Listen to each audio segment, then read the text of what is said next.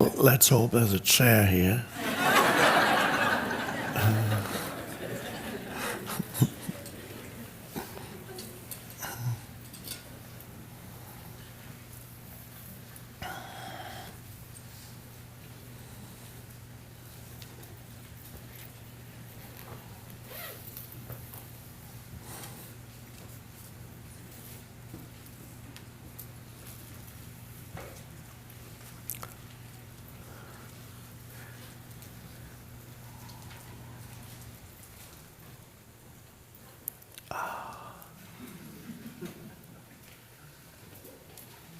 The mind stopped.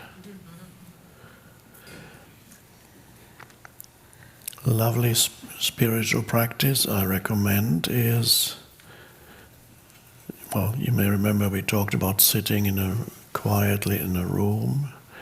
That in itself can be a spiritual practice, like now. You sit in a room or anywhere else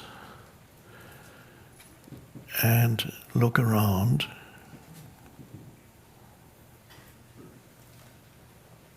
taking in individual things, but also the totality of the space.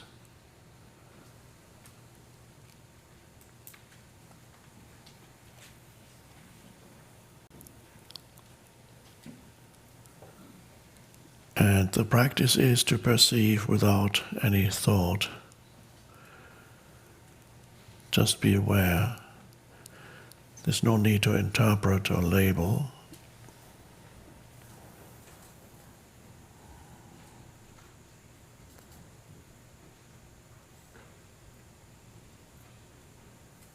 So you're aware simultaneously of the totality of the room, and then occasionally little things.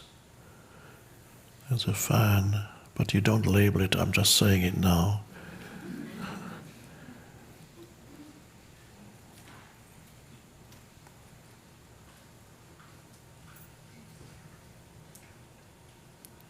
And that's not all, though. What you're perceiving is not just visual. There may also be auditory perception. There might be certain noises coming from somewhere.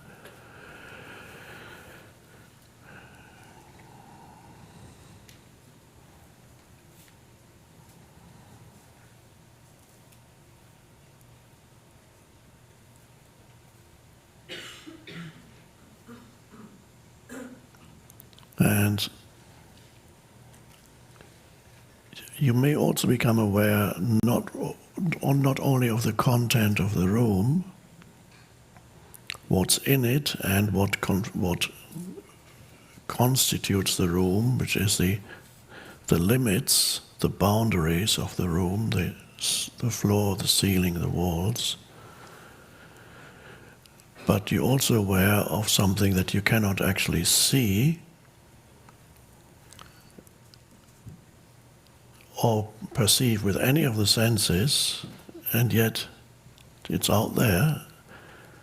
What is it? What is the most important thing about this room? The space. Now, is space something? Well, not really. It just enables everything to be, but it's not a thing. And yet there's the space of this room is the essence of this room. But you can't actually say, where's the space? I can't see it, but I think it's here.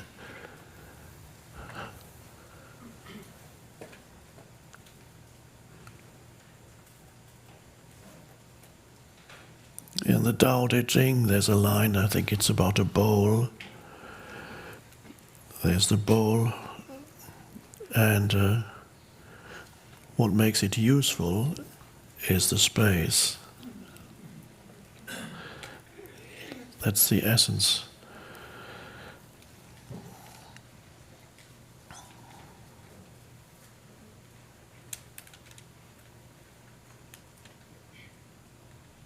And that outer space corresponds to something we could call inner space. There's also something in you that is the inner space of aware presence. And again, you can't say there it is, because it's that which makes all sense perceptions possible is the consciousness. So as you sit in the room, you're aware of not only the content of the room, you're also aware of one could almost say the presence of the room. Simultaneously, you're aware of the presence of yourself, which again you cannot see, and you can't perceive it with the senses because it's the very foundation for all perception. So it's the presence. And then somehow the outer space and inner space become a single thing, or rather a single no thing. And that means you are aware of this space that is within and without, the presence. The presence. Do you want to attach other words to it? The transcendent presence, the light of the world, the light of consciousness, divine presence. And if you're not resistant to theistic terms, you could go so far as to say the presence of God, the emanation of God into this world. And when you become so acutely conscious, within and without, then you do notice something that we could call a sacred presence that's always there when you become fully conscious of presence. But fully conscious of presence is when I speak about it, it sounds like two things. Conscious of presence. That's because I'm formulating words, a sentence structure, subject and object. But it's not there's no duality there. It's becoming self-aware. Awareness becomes self-aware.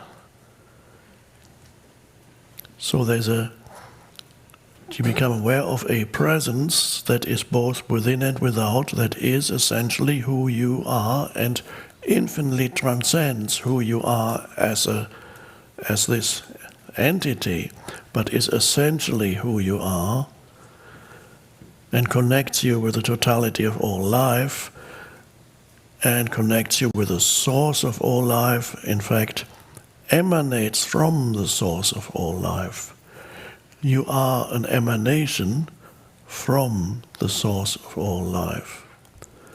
And that is your ultimate and your essence reality, and that emanation is, if we want to use a term, consciousness, the light of consciousness, and it's not subject to what everything else is subject to, and that is time. So that is the timeless dimension, because everything else is subject to time, this thing that is at work within every life form, the thing that enables everything to grow, and yet is also that which destroys it eventually. Time builds you up and then it tears you down. You grew up in time, reached maturity, maybe some kind of success, finally paid off the mortgage, And then, okay, I made it now, and that's the beginning of the downward journey.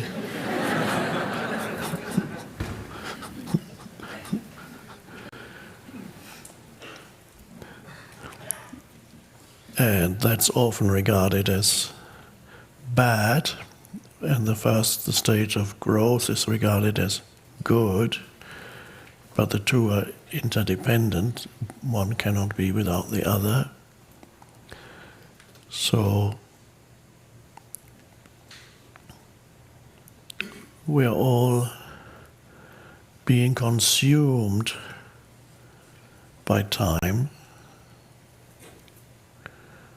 devoured by the fire of time.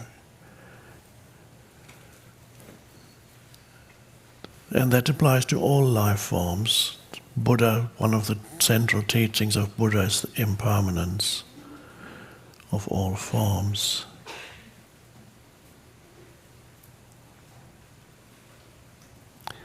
But the consciousness is not form.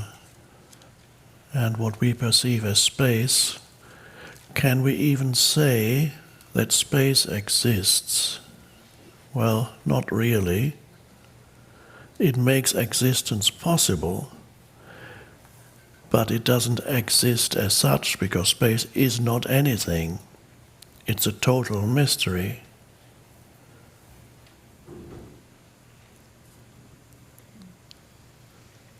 We can look into outer space at night, clear sky, and then you look and there's the vastness of space, and what is awe-inspiring when you look out at night and the sky is clear. Yes, it's incredible to see the thousands of stars that you can see with your naked eye, the faint luminous band of our own galaxy, the Milky Way, it goes along there, exists in total, absolute stillness. Those were my first meditations when I was 15, looking up. I didn't know it was a meditation because it stopped my mind briefly. The most awe-inspiring thing is not so much the almost infinite number of celestial bodies, but most of this, what we call stars, are suns, with the exception of the few planets that are part of our solar system. Most of these so-called stars are suns, and the luminous band of the Milky Way is millions of suns, creating just the luminosity. You can't distinguish individual suns. But that's not the most awe-inspiring thing about when looking up into. The most awe-inspiring thing is the vastness and the absolute stillness of it, and the vastness of space. You can't even start thinking about it. It's totally impossible to grasp. And yet, what is that? Nobody knows actually what it is. Space. It doesn't exist, because exist means it manifests, it stands out. As I mentioned before, X means out, exist, to stand out. Space enables things to exist. The important thing is the inner space is just as vast as the outer space, but it does not have an extension in this dimension. And that is the inner space of consciousness.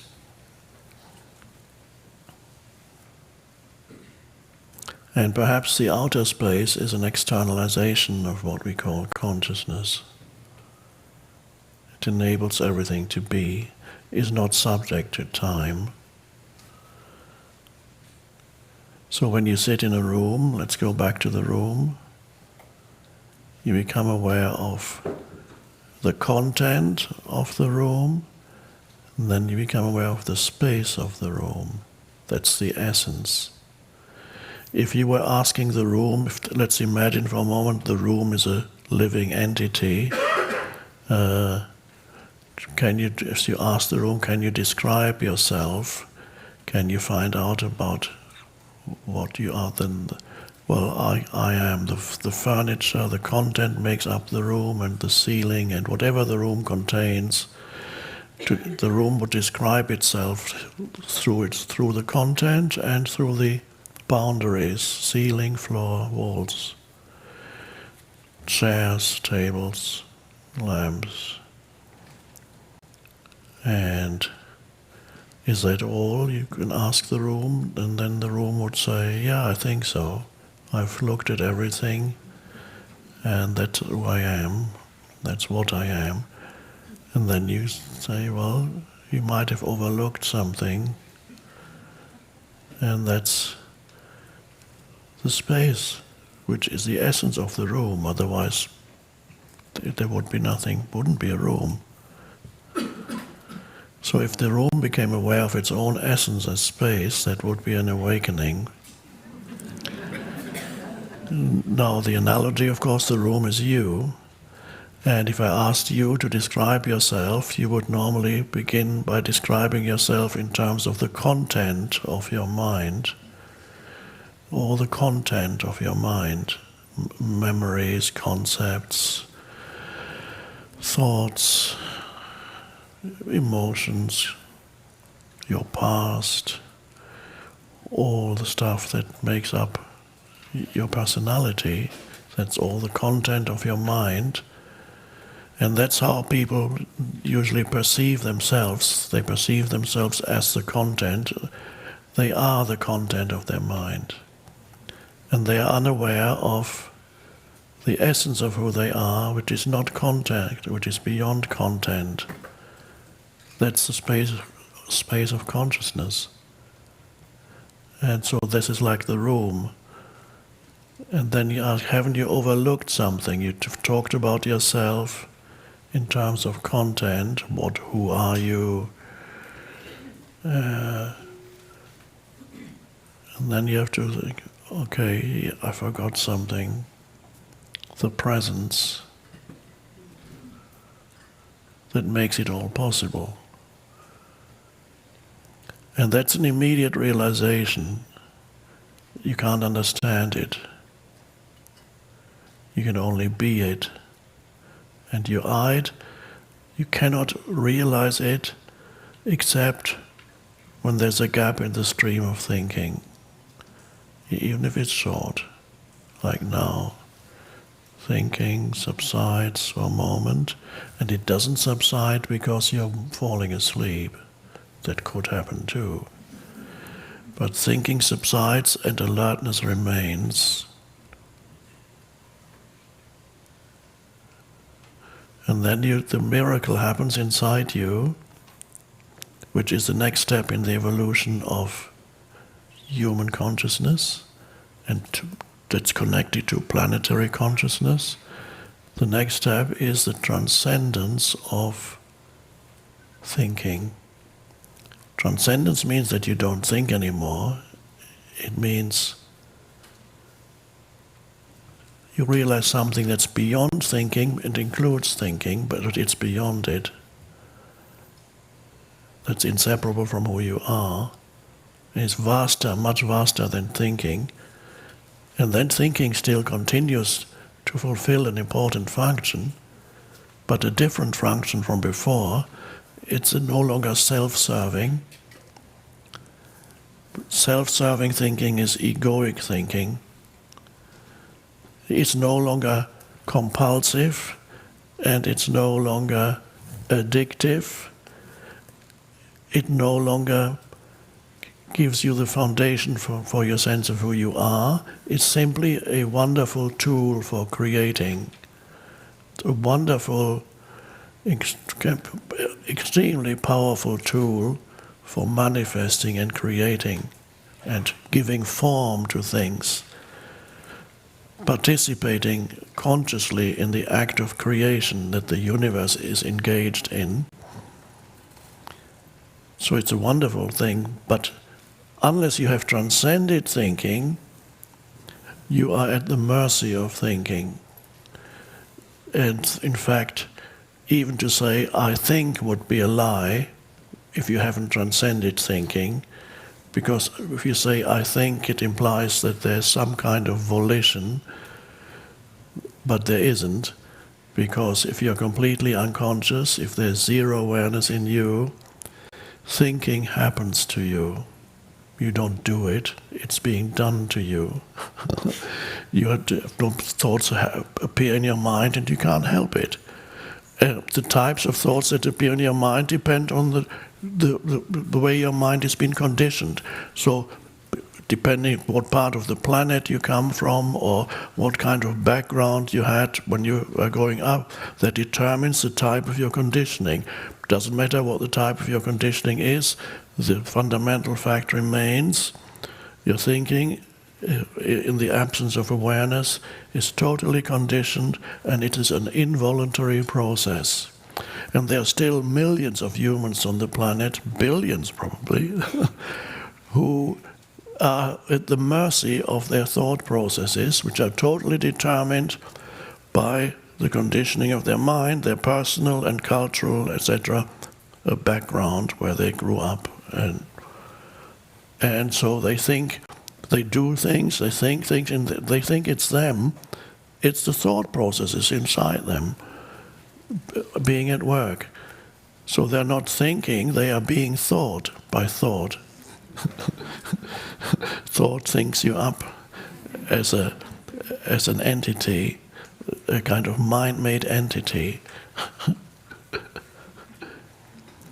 Nobody would say, I'm beating my heart, because you would say, my heart is beating, because you can't really influence it, well, only to a very limited extent. In the same way, thinking happens to you. Breathing also. To some extent you can control breathing, but not totally. I don't think anybody has ever committed suicide by deciding to stop breathing, because that's impossible. Something in you wants to breathe and will force you to breathe at some point. You can hold it for a long time. And then you have to, something wants you to breathe. Can't stop it. And something in you wants you to think those thoughts. Can't stop it. Well, you can, but most people don't know it. So thinking happens to them. And then the next evolutionary step for humanity is the transcendence of thinking. It's an incredible shift in consciousness that will, of course, manifest when a sufficient number of humans have gone through this incredible shift in consciousness. The world that they create, of course, will look very different from the world that is created by humans who are completely identified with thinking. In other words, the world that is created by the egoic mind in its personal and collective aspect. Needless to say, the collective aspect of the egoic mind is even more insane than the personal aspect of the collective mind. So that's the world we create, and can't help it. Sometimes good intentions arise, and that's fine, in humans who are still obsessed with their thought, possessed by their thought, egoically dominated, but they can see, well, we want to do something good. But they haven't overlooked the basic dysfunction in the human psyche, which is involuntary and compulsive and conditioned thinking. There's been no transcendence of thought. And then if you say, I want to change the world, you can see what's wrong with the world. But you cannot see the deep causes of why these things that are wrong with the world. You see the surface manifestations of what's wrong with the world and want to change things on the surface manifestations. For example, in early 20th century and late 19th century, there was the arising of people became very much aware of the terrible injustices and of course there was the arrival of industrial revolution started in England, and there was terrible the lower working classes were in a terrible condition, and so they can see, yes, there's something wrong here. And so certain theories arose that looked very good on the surface. We need to have a fairer society. These people are being exploited, and those are the ones who exploit communism. The ideas started growing. It sounds wonderful on the surface. We are going to change the world. But there's a very wise proverb, of course, that you're all familiar with, about the road to hell is paved with good intentions. And then finally, when the theory was put into practice, Russia, China, it didn't turn out so well. The intentions were good initially, I suppose, to a large extent, perhaps not 100% good, but they were good. And yet they created hell for millions. They created also, again, huge inequality between the people on top and all the others. And millions of people died. Because in order to bring about a better world, according to your theory, you had to kill a few million first.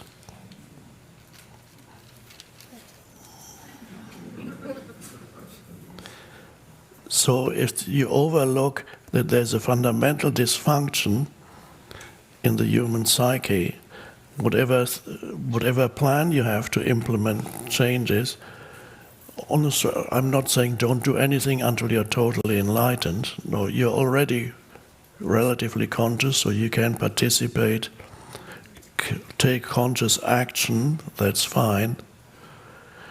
Always knowing that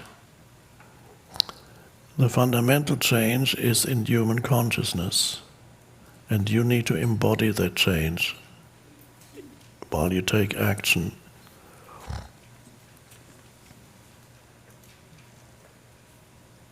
The transcendence of thinking means the transcendence of the egoic mind. It means that you are able to spend part of your time relatively free of compulsive thinking. Certainly free of self-serving thinking and destructive thinking that continuously creates unhappiness for yourself and the people around you. How many people live the compulsive narrative in your mind that for many people is very negative, constantly critical, constantly complaining, never at ease with what is. There's always something wrong, fault finding, because the ego grows through the constant opposition, constant antagonism, never at ease, always looking for the next thing to complain about. And it strengthens the egoic self. The more you complain, offended is a new version these days. It's very popular on the internet. I'm very, very offended. Outrageous. How dare you? There are thousands or hundreds of thousands who go on every day, they look on their screen waiting for the next thing to be offended by. And the ego loves it. And for many of them, it's the only way they can inflate their ego by sitting on the screen and sending out tweets.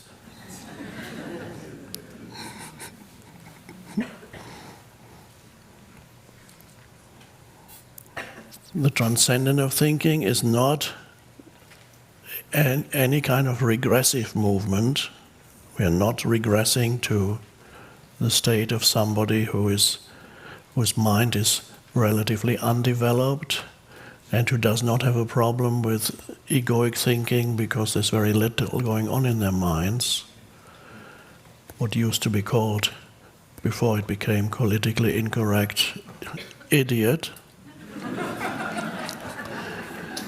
or fool. The fool was, there were always, you could see happy fools. They don't, there's not enough thinking to make them unhappy, so they are below egoic thinking. In medieval times, every village had at least one village idiot or fool, and normal was accepted, essential part of the community. And even the royal courts had a fool, a very important figure, although that figure probably was just pretending to be a fool, and that was one of the most, sometimes very influential position in the royal court, but also one of the most dangerous jobs you could have, because you could lose your head at any moment. But only the fool was able to tell the king or queen what was wrong, by making it into a funny story. But the fool is more deeply connected, as we know from mythology. The fool is more deeply connected with the source still, hasn't gone as far out as a normally developed human. He's more simple. The fool, for example, relatively speaking, is a simpleton. It's like the Hobbit in Lord of the Rings. The Hobbit is a simple guy. Doesn't think in complex terms. Loves the simple things of life. Loves eating and enjoyment. But why the fool has to go on this important mission that nobody else can carry out?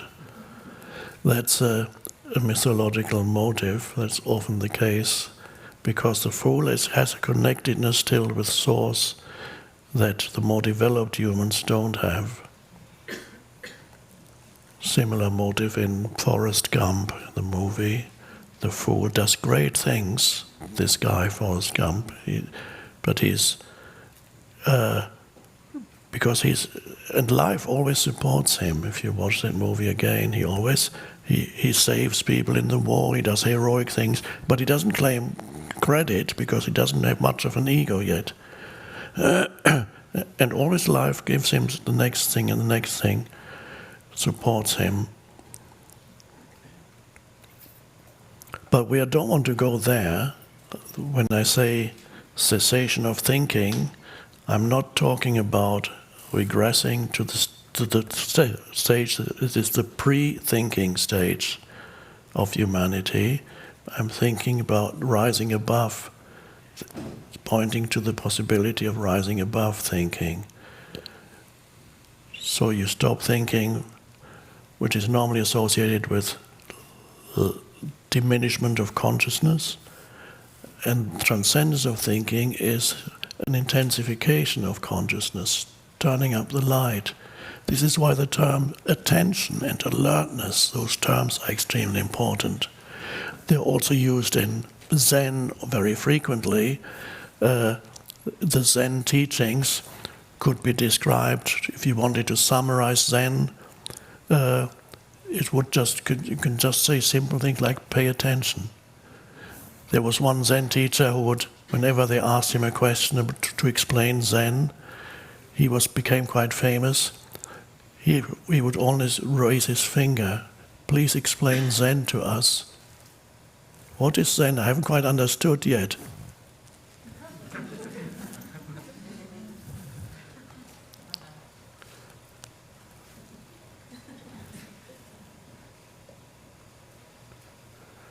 he was calling people to attention.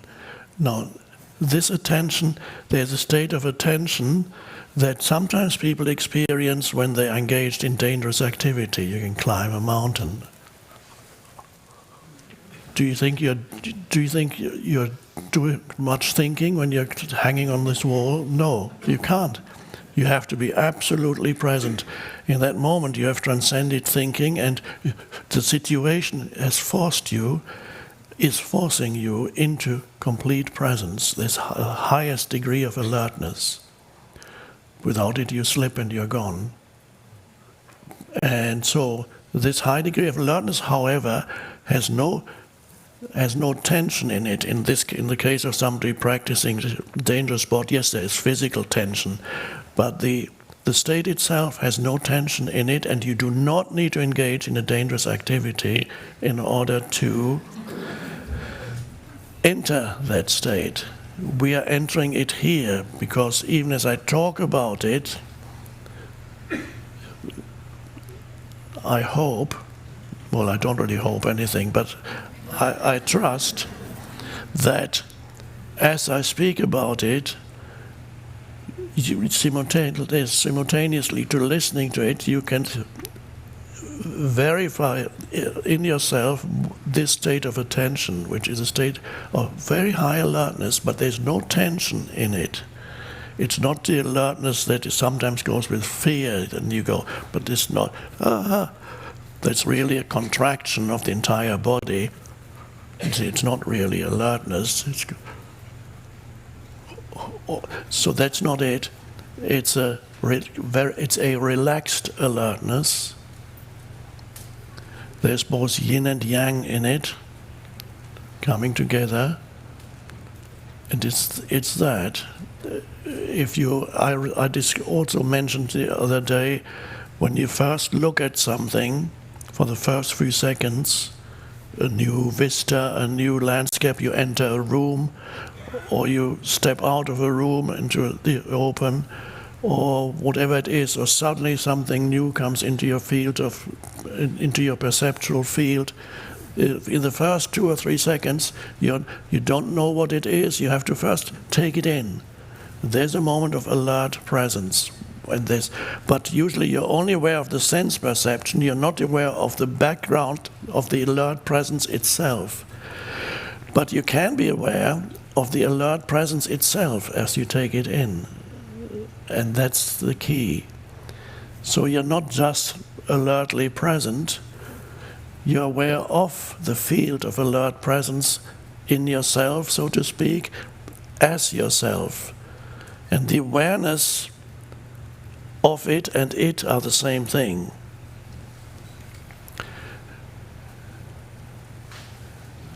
Cessation of thinking.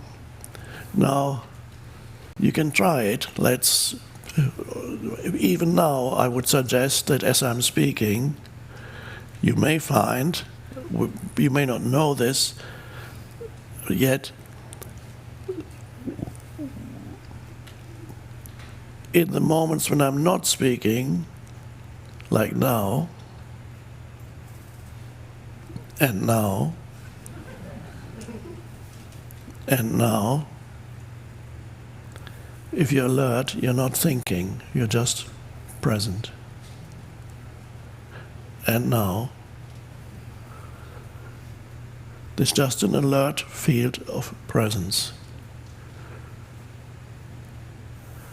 So, some of you may not be able yet to be totally free of thinking, but I believe that most people are able to, they have short gaps of no thought, pure awareness, or no thought. Just a short.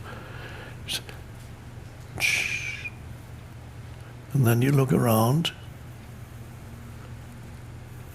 In that moment, your personal sense of self has receded.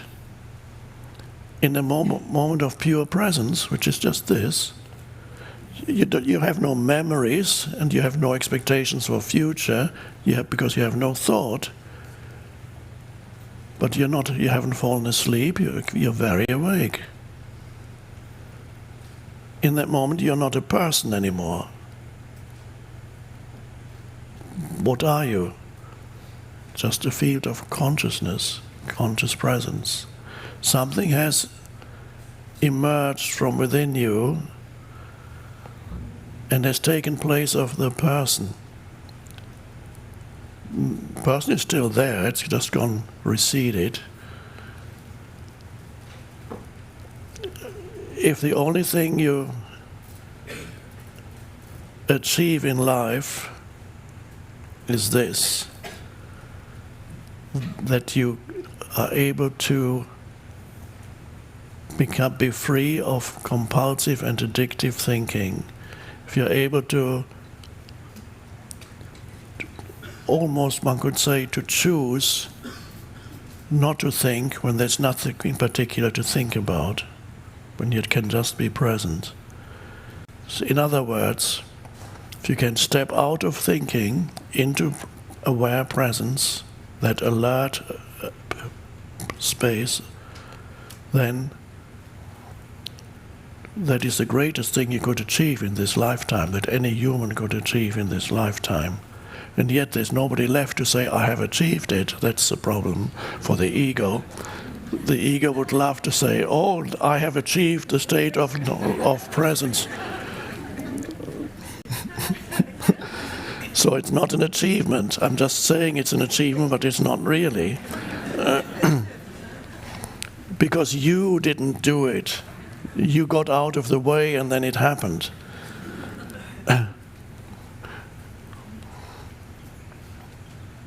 But I sometimes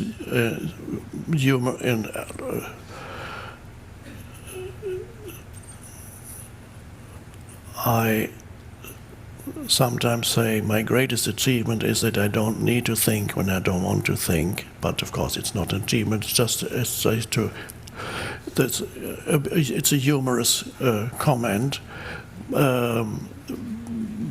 But I do believe that this is the most wonderful liberation you can experience, the liberation from yourself, and by that I mean the liberation from the mind-made self.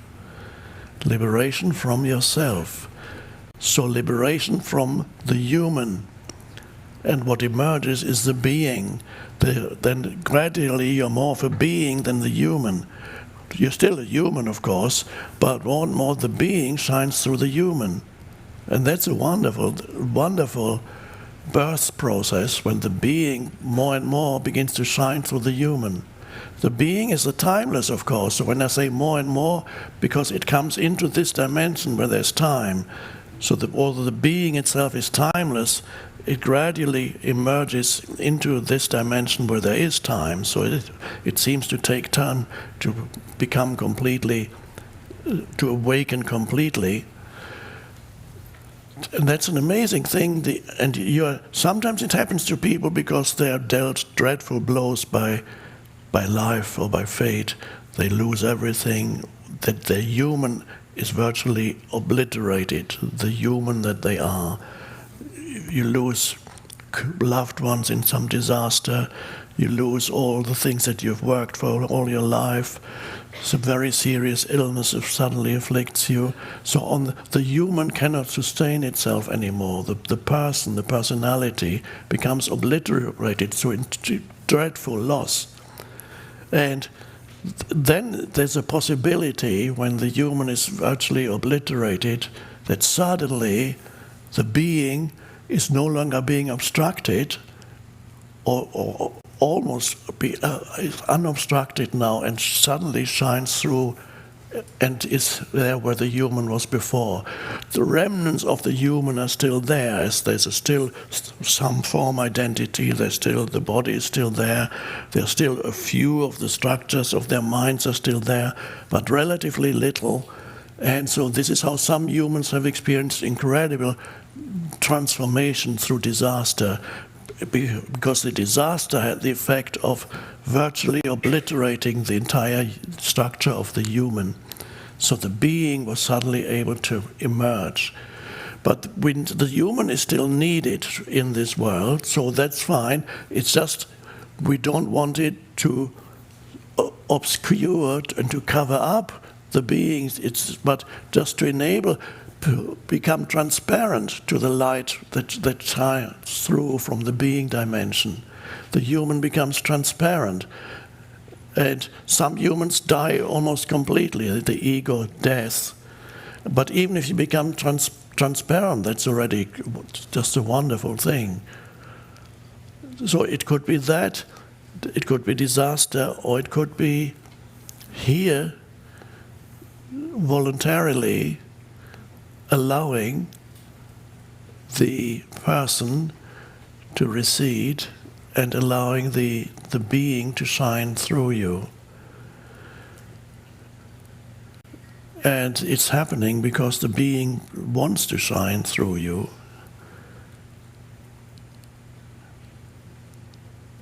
So my greatest achievement, this is a slightly humorous comment, if it's not an achievement, is that I don't, but basically I don't need to think when I don't have to. I'm not plagued by thought anymore. I'm not tortured by thought. No thought makes me unhappy. And so I can use thought. I'm not used by it. I spend part of every day in virtually little or no thought when I walk around or in my room or do something. And it's lovely, there's no... Or walking from here to there, A to B. So you don't carry the burden of the personality around with you. There is still some personality there, but you don't carry this heavy burden of yourself around with you, the human. That you know yourself only as the human.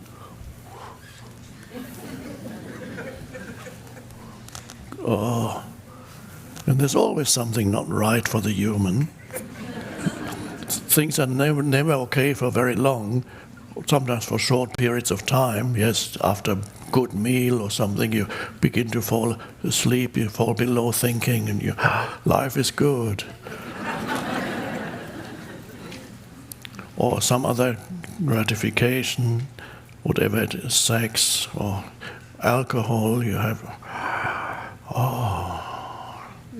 feels good, couple of drinks, whiskeys.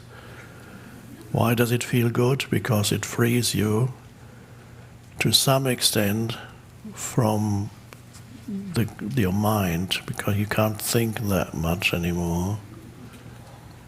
Not knowing that you're falling below thinking, you're not rising above thinking.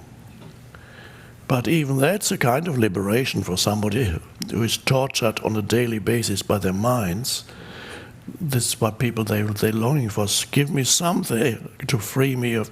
They don't know that's what they want, because they cannot experience any satisfaction in their daily lives. They're cut off from the essence of who they are, where true joy arises, true sense of aliveness, and other things like love and wisdom, and those things arise from the unconditioned level. So if you have no access to it, then please give me something to free me, to help me free myself from myself. I can't stand myself. I'll take anything. And it's become a dreadful... The drugs are just completely out of control.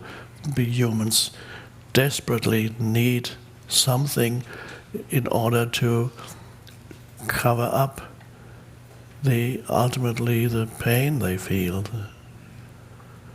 And why do they feel the pain? Because the most important facts and the possibility of human evolution are not being taught to anybody, to children and so on. Could be so simple. And they're not being taught because there are not enough people around yet who realize this.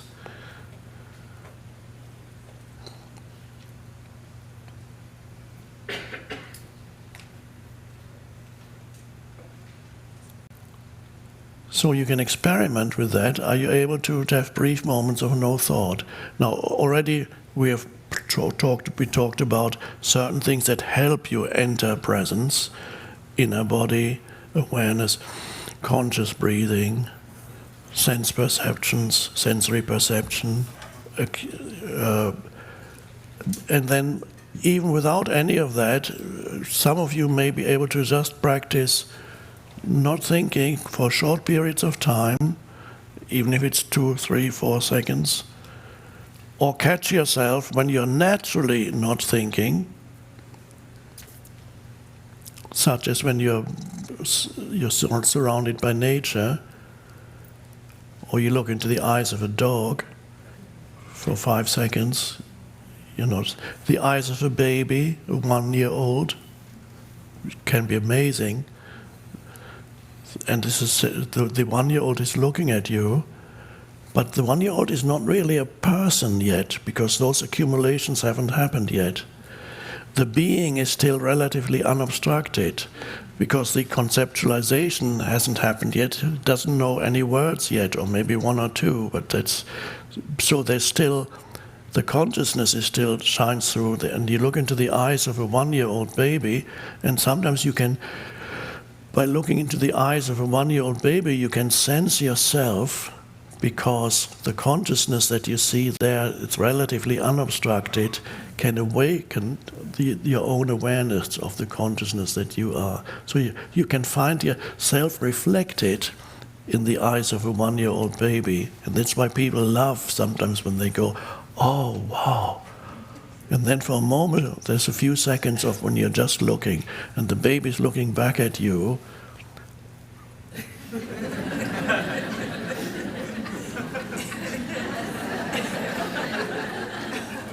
And it's wonderful. And you know that the baby is not thinking anything about you. It hasn't arrived at thinking yet.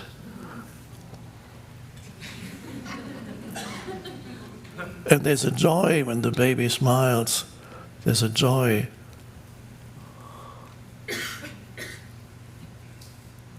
Oh. And to some extent, these days children lose it at a much earlier age than they used to. Even after they learn language and concepts, they can still for a while, the being is still not quite as covered up, as obstructed as it would be in an adult. But nowadays, because of the influence of various devices and things and the whole culture, children lose that connectedness with being at a relatively early age.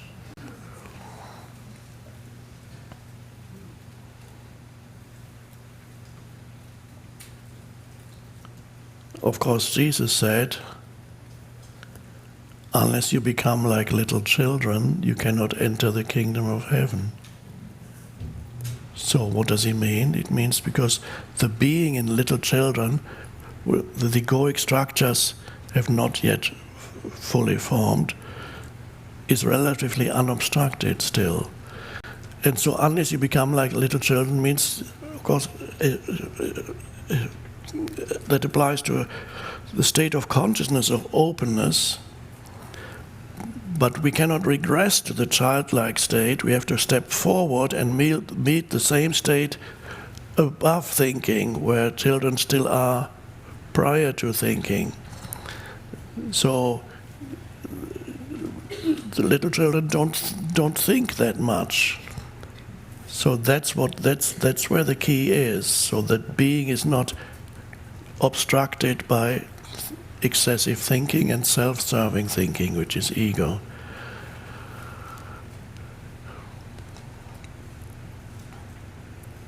So have a little experiment with yourself, right here and now, or when you walk away.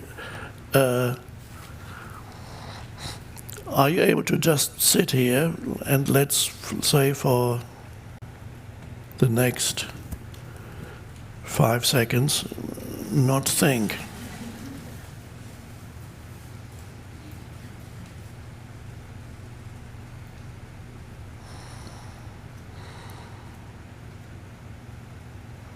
That was 5 seconds.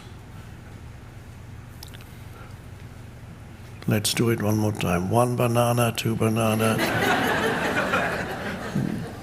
No, don't count.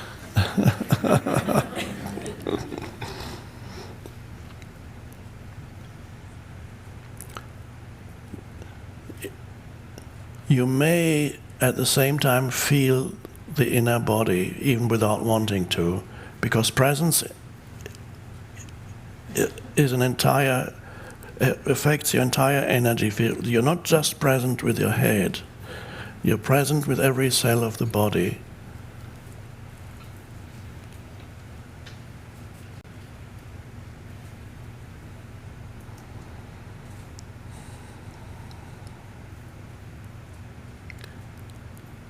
So don't overdo it, not for too long yet. And if little thoughts come in, don't worry about it. They may come in, a thought like, oh look, I'm not thinking.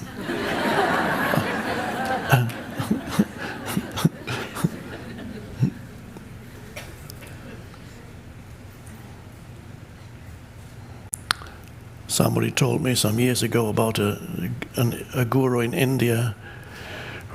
He must have had a relatively recent realization, and he was so ecstatic about it, and he quickly attracted disciples, and his main thing would be, he would go something like, when people were small groups congregating around him, he said, "Tom, I'm now in no mind state."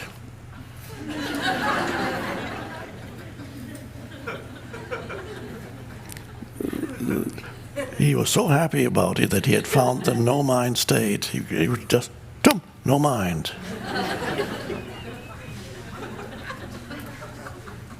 I don't know how many of his disciples got it, but they were very fascinated by him.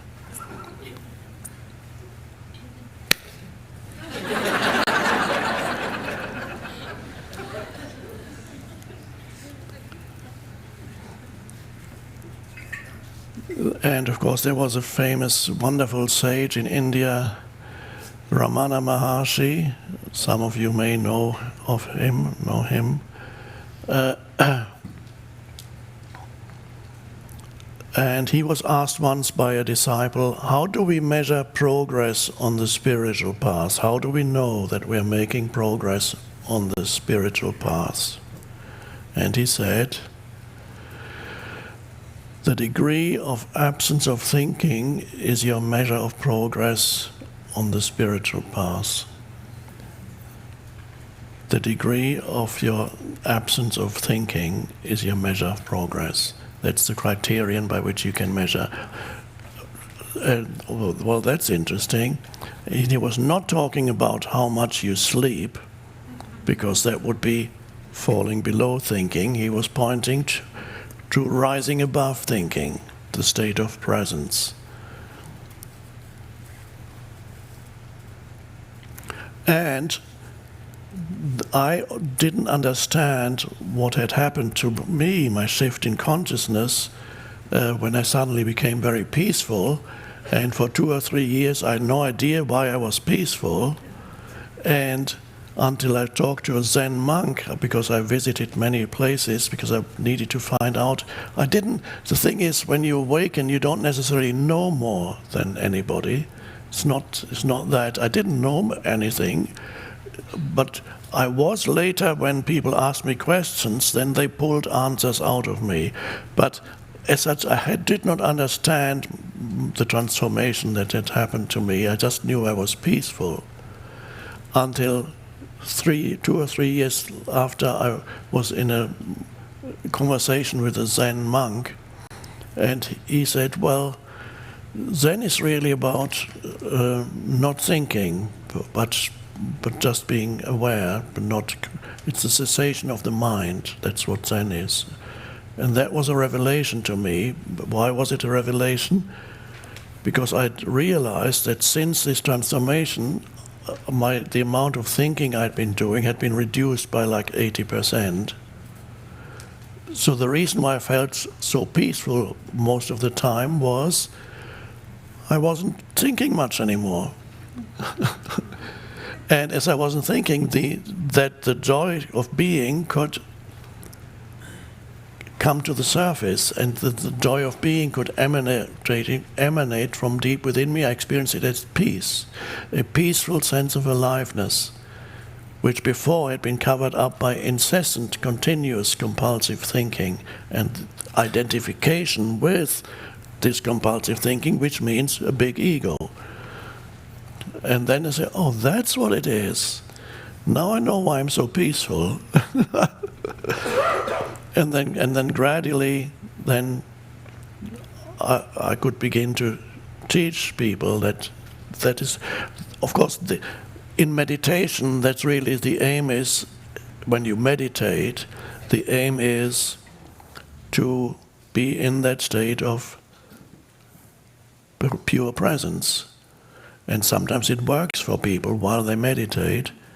But there are many other meditators who they can sit for hours and for years and still doesn't work. The very idea that people have when they regard meditation as an activity can prevent you from realizing the goal of meditation. When you're doing a meditation, even the underlying sense that you're doing a meditation is already a huge obstacle.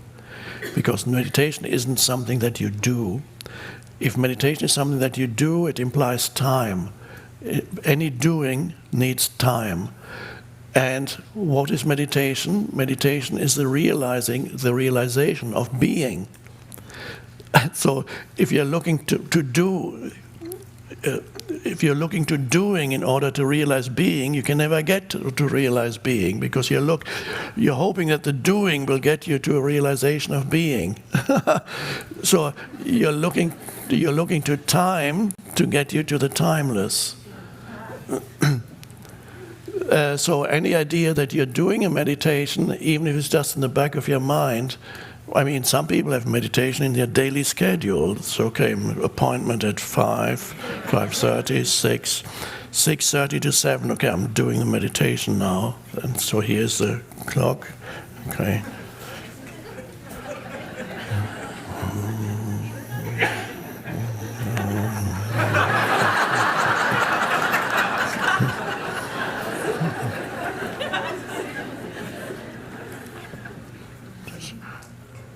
It's not 6 o'clock yet. Okay. So somebody's doing a meditation. So the true meditation is the realization of being. So, and that is why a technique can be, in many cases, sometimes technique can be helpful, but if it's not used rightly, a technique can be a huge hindrance, because technique often implies doing. So in Zen, they have a form of meditation which has no technique whatsoever. There are other schools that have some techniques. Zazen, is simply you sit and you close your eyes, and whatever comes up is part of your meditation. So that's a meditation without any technique. And usually they don't even call it meditation, they call it sitting. I'm sitting.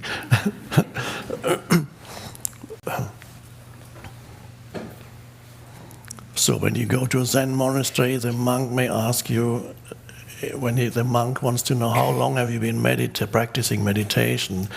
He asks, how long have you been sitting? Say, sitting? I'm not sitting.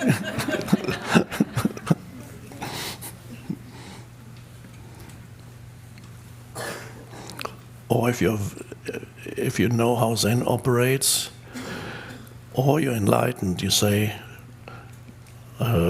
I never got up. That's the kind of Zen answer.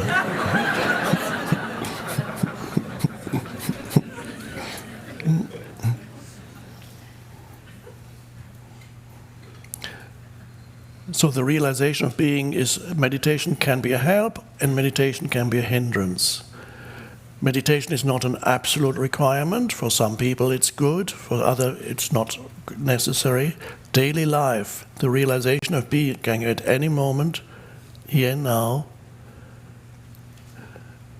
Please become familiar with that beautiful state of freedom from thought. I'm not going to clap my hands again, but this is sometimes I've occasionally used this gesture. So usually you are immersed in the mind, and then there's a space created through alert presence, and the space is the here. And this is the space of not thinking. And while you hold it, you're not thinking. Don't hold it for too long. This is just a little help for beginners.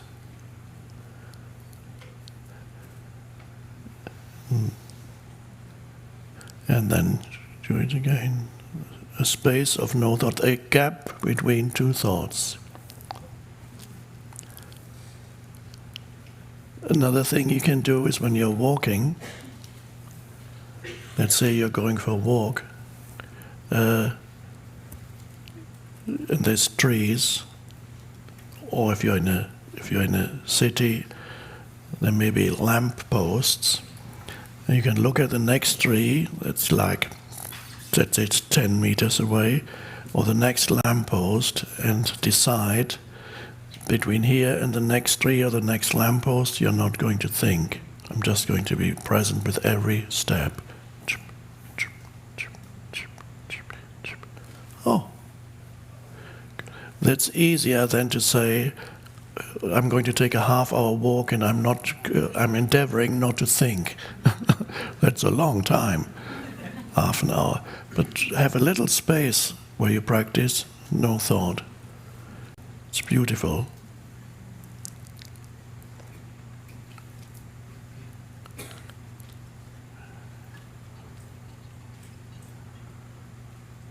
And talking about walking, as you know, there is such a thing also as walking meditation. Like some Buddhists do walking meditation. You can do it, but that means you slow down considerably in your walking. And you go around in a large circle. And it's so slow that outside observers, when people don't do it in monasteries, when you go on a retreat, you do your walking meditation. If there's people from outside, they think these people must be crazy. What are they? They look like zombies. Because you walk, you're aware of every... I'll demonstrate. You're aware of every step, because they want you to use every step for presence, and so you're aware of your right foot is touching the floor, and then the foot, first your heel, and then the rest of your foot goes down, and then the left one is coming up, moving. I'm giving you a mental commentary, but you're not supposed to label it in that way. So, and then the left one comes around and swings forward, and there it goes, and then you go, and that becomes your meditation, very slow.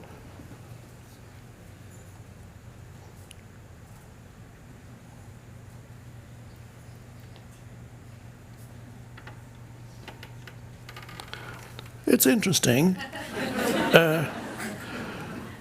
but I would say looking at the next tree or lamppost works quite well, and you can walk at a more or less normal speed. That's fine. But if you love this very slow one, then by all means do it. But talking about walking, moving from A to B, there should always be a certain meditative, transcendent element when you are moving from one place to another, which could be here. You're moving from your room to the dining hall, you're moving from here back to your room, or you're moving from here to the lake. And let's say when you go somewhere, you have a destination. not only here, but you practice here, but everywhere in your daily life too. When you move from A to B, whether you do by walking, or taking a bicycle, or a bus, or the car, whatever it may be, you want to arrive, you have a destination, you want to arrive at point B from point A. Now, many people give zero attention to their journey from point A to point B. Either they're mentally projecting themselves to point B where they really want to be, but they're not there yet, or they're totally absorbed in some kind of mental story about something completely different, or something that's going to happen when they arrive at point B. In other words, they pay no attention to the journey between A and B. They're either interested just in arriving at point B, or they are totally immersed in some other daydream that's called normal thinking. So whenever you're walking, and that also stands for anything else in life, because you have goals in life, you probably want to achieve certain things, and there's nothing wrong with that. You have a certain goal, a certain whatever it may be, or you probably have different goals for different areas of your life. So you want to arrive at that goal. In the meantime, you're engaged in taking action towards a certain goal. Now, the important thing is that there's a balance in your consciousness between knowing where you want to arrive at and the step you're taking at this moment. And the step you're taking at this moment is always more important than the point that you want to arrive at, because it's always in the future. What is the quality of the step you're taking at this moment? That's the fundamental question. That determines the entire quality of what it is that you are wanting to produce or achieve with your action. So it's not just walking, whatever it is. You have a goal. You take action in order to arrive at this goal, whether it's walking or something else. What is your state of consciousness that gives rise to the action that you take? Is the action only designed to take you to that point that you want to arrive at? It's just a means to an end? Or are you able to give your fullest attention to whatever action? It could be the step you're taking if it's walking. Can you give your fullest attention to the step at this moment so it becomes something that is imbued with presence, with conscious presence? So whether it's the step you're taking now, or whether it's some action you take in order to arrive at some goal that you've set yourself, what is the quality that is behind the step you're taking now? Is there quality? Quality is an interesting word, and you may not know immediately what I mean by quality. When you do something unconsciously, then it's not appreciated. There's no. It's devalued. A step that's only there in order to get you there is not a valuable step. It's a step you're reducing continuously the present moment to a means to an end. And whatever you do is a means to an end. It's not honored for what it is. But if you can honor the step you're taking at this moment without losing the vision of your goal, you know where you're going. So you have a goal, but the most important thing about it is what is the quality of the step you're taking at this moment. Then you give your fullest attention to whatever it is you're doing at this moment, and then that becomes conscious doing, as I sometimes call it. And then there is no stress in your life, and whatever you do is empowered by this, because you're bringing consciousness to it. Otherwise, you're always consumed by you want to get somewhere, and while you're traveling there, either metaphorically speaking or literally, while you're traveling towards your goal, all the journey is just a means to an end, because the need to arrive is so great. I want to make it. And in the meantime, you're unhappy with what you do because it's full of stress. You desperately want to arrive. You desperately want to make it, or you want to be there already. But in the meantime, the journey is actually quite unpleasant. And for many, it's always a journey, because once you arrive somewhere, okay, what do you do then? You probably have another goal. So you're always on a journey, even on a daily basis. So the importance of appreciating the present moment, appreciating the step you're taking at this moment, then it becomes empowered. And not only that, you begin to enjoy what you're doing, and even if you do not achieve the desired outcome, you had a great time. You enjoyed what you were doing. Perhaps, let's say, you're a musician. Let's say you compose music. Let's say your goal is to affect as many people as possible with your music. Or maybe you have an egoic goal that says, I want to be famous. It's by the way, it's a better goal to have, to feel that many people's lives are helped, positively impacted by your music, than to have a goal that says, I'm going to be the most famous musician in the world.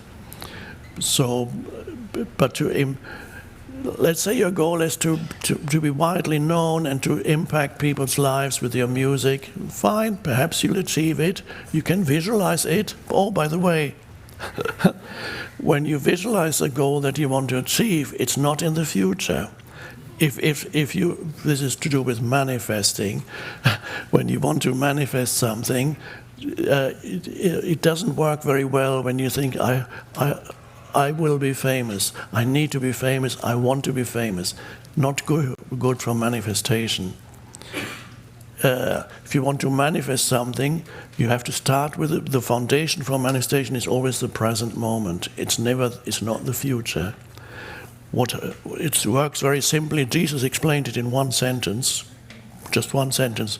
Whenever you pray for something, believe that you have received it and it will be given to you. Now the key is that he did not say believe that you will receive it, because that puts it into the future. He said when you pray for something, in other words, when you want something, believe that you have received it. Now what does that mean? You have to feel in this moment the fullness of life that is there when you go deep enough into the being of you. Then you feel there's the fullness of life, and you feel there is a sense of joyful aliveness, that there's a sense of power in you that you sense that is the presence in you. There is a power in that presence, and that power is something that you could almost, there's a fullness in it already.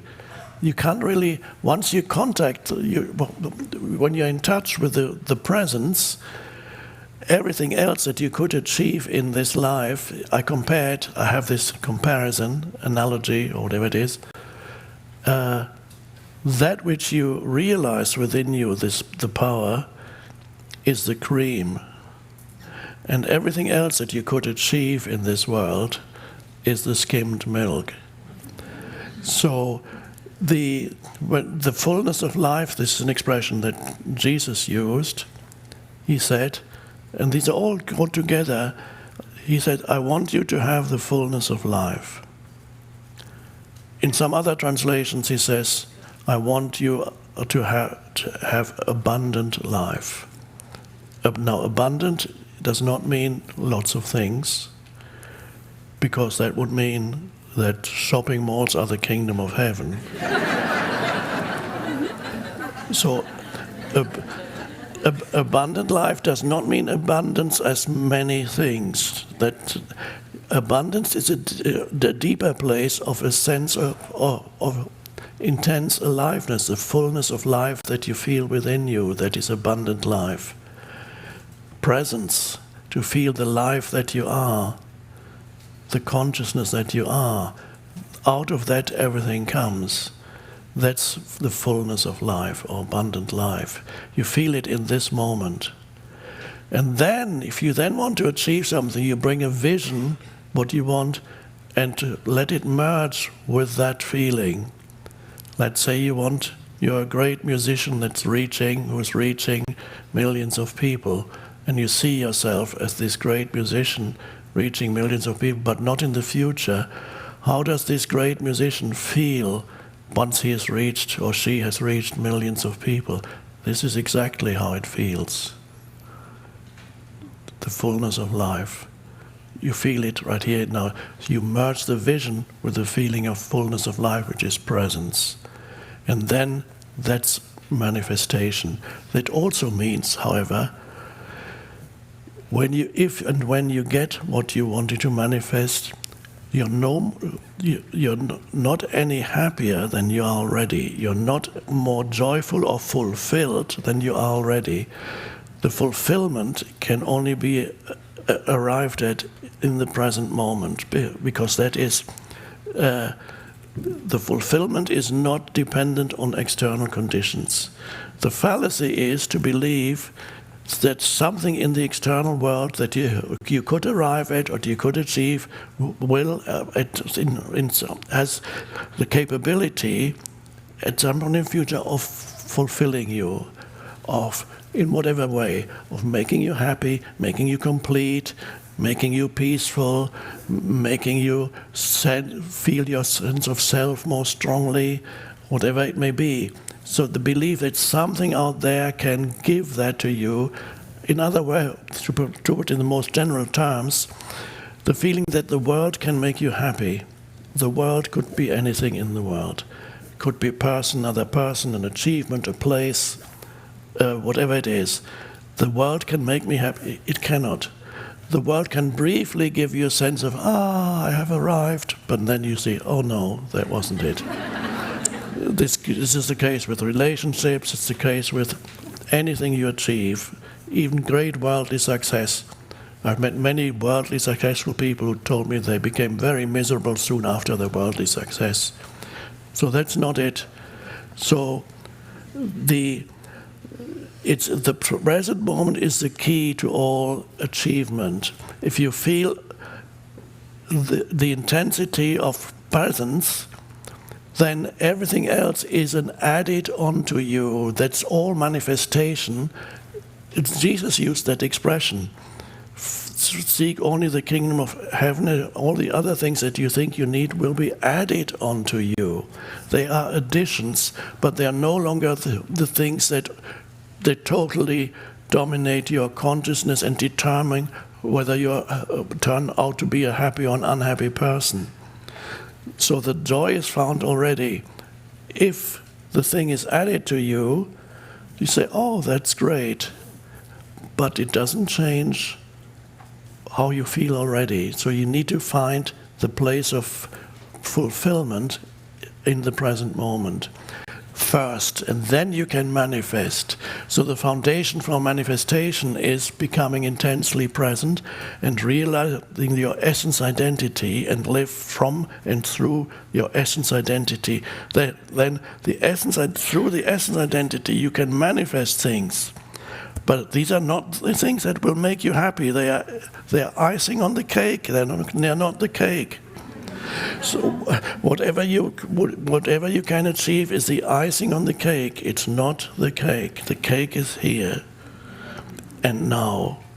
That's the key, and that also means your inner state is no longer dependent upon external conditions, and is no longer dependent upon whether you achieve so-called worldly success or not, because it's very much secondary.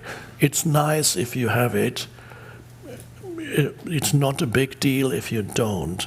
That's so, and you can still be determined and feel very strongly that you have it already. Let's say, okay, I want to live in a great place where there's no longer cold, and let's say it's Hawaii, okay, I want to move to Hawaii. I'll be happy there. When I move to Hawaii, or maybe it's Bali, when I move to Bali, I'll be happy there because it's paradise. It's wonderful. Okay, I want to move to, then you can manifest.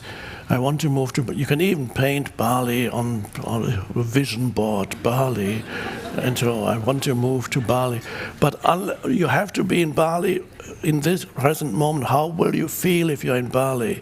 If you can't feel that now, then it's not going to work very well.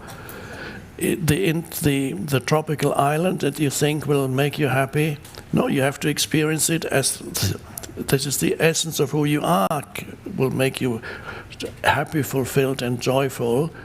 And then if it manifests as a tropical island, that's fine. But when you arrive in Bali, when you're already feeling pleasant, it's an adding on to. Because when you arrive at Bali, you may find not everything is paradise, even there. I haven't been there, but I had somebody who rented a house there, and then, yes, it was lovely, but there's always something when you are at night time. The rats were jumping up and wanting to get into the pantry and get the food. So it's not, no.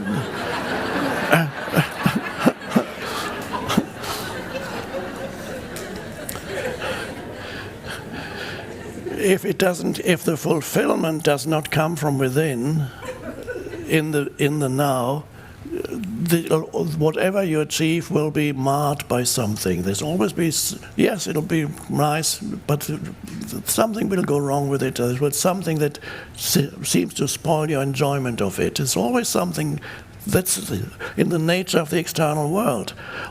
Or it doesn't last long enough, and then it's taken away again. Or you get tired of it. Oh, this is so great. Okay, what now? It's not great anymore. So the foundation is, there are many ways in which we can talk about it, realize your essence identity, and there's no greater fulfillment than to realize the presence that you are, the being that you are, beyond the person, beyond the human, so that and then you become a full human being. Being is the foundation. That's again. Do you remember? You probably knew it already. The story of Mary and Martha I told the other day. It's in the new. Mary represents the being dimension. Martha represents the doing dimension. Mary is deeply immersed in being. Martha is active doing things. Ultimately, they're not meant to be two different people. They need to become one human who does not lose connectedness with being when he or she is engaged in doing. And so any kind of manifestation is also a kind of doing when you want to manifest something. So the wonderful thing is you can't really fail anymore, because failure means you're terribly disappointed because you didn't get to that goal. That's all. Your life has just become, you worked for years and you tried, and then you didn't arrive at your goal, and then you develop the mental concept of, I have failed. And whenever you give too much power to the outside world and to external conditions and to future, you will fail. Many people who are very successful temporarily in this world are also very miserable. So they fail, but they fail within their success. They fail. There are many wealthy, famous people who are miserably unhappy. There are also a few wealthy, famous people who are okay because they have discovered the deeper dimension within themselves. There are a few, but they had to go through unhappiness first and realize that's not it. I'm on the cover of all these magazines, and everybody talks about me, and not me. I'm just giving an example. No. There's not enough drama in my life for people to talk much to talk about. So remember, the foundation for manifestation is here and now, and then enjoy the doing. If you're writing a book, some of you may be writing a book or have written books already, or if, let's say you are writing, enjoy the process of writing, and always connect with the stillness within. When the flow is not there, go within, connect with the stillness within. Become present. Feel the fullness of life that is the consciousness that you are, the fullness that is inseparable from the consciousness that you are. Fullness and emptiness, by the way, is the same thing. Jesus calls it fullness. Buddha calls it emptiness. Now, if you don't know exactly, if they're only mental concepts, then you say, oh, they're totally contradictory, but they're talking about the same thing from one.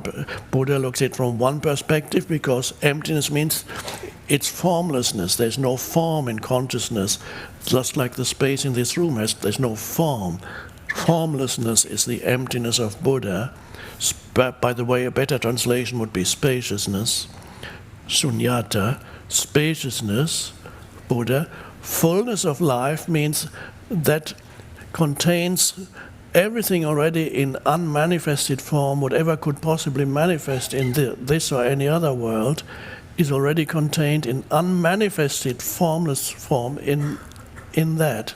So the fullness of life and of Jesus and the emptiness of the spaciousness of Buddha are the same, exactly the same thing, or rather, the same no thing. And they talk about the same. It's just different approaches to the same central teaching, the central truth. So play with manifestation.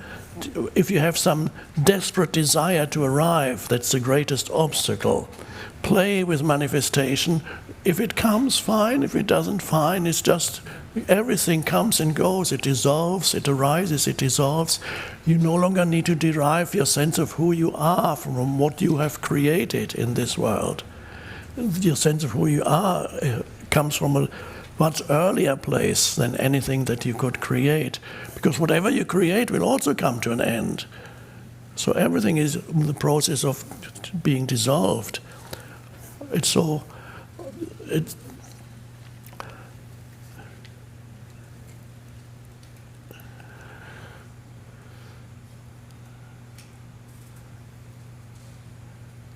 This seems to be the end of our session this afternoon.